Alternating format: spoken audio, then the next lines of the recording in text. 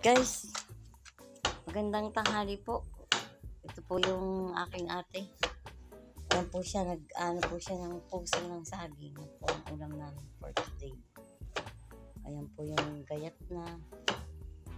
Ayan po yung gayat na.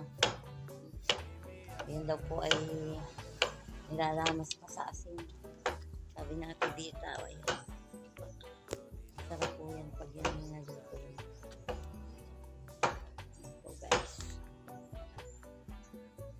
Bati ka naman sa ating followers. Ito po, ito ang aking nilulutuin po. Ano po nito ay, ilinaw na lang po. Sabi din naman po yun. Aking lalamasin mo po ng maalis po ng data, ng asin. Maalis po yung data. Tapos pagka uhugasan po natin. Ilalaga po muna natin, palalambutin natin sa tubig bago natin. Ayun. Salamat po. Ayun po, salamat po sa inyo, guys. Guys, si ate po, nagbubunot po ng panlagay po namin sa sa puso. Magagataan daw po niya. Magaling pa ate magbunot. Ito lang po ako, guys, sa pagbubulot.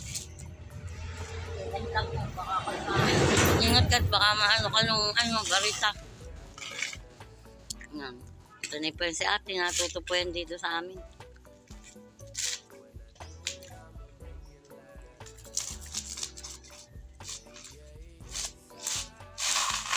Wow, galing ni ate.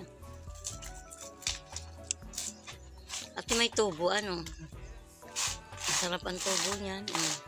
Maliit ba yun? Malaki? Dandahan mo, dandahan. Yan, ganyan po palang pagbubunot. Nakikita na po yung nyugo. Ayun, nakita na po yung nyugo. ito po ay ating Pagkatapos po naman, kakayuri naman daw po niya. panggata po namin. Panggata na po.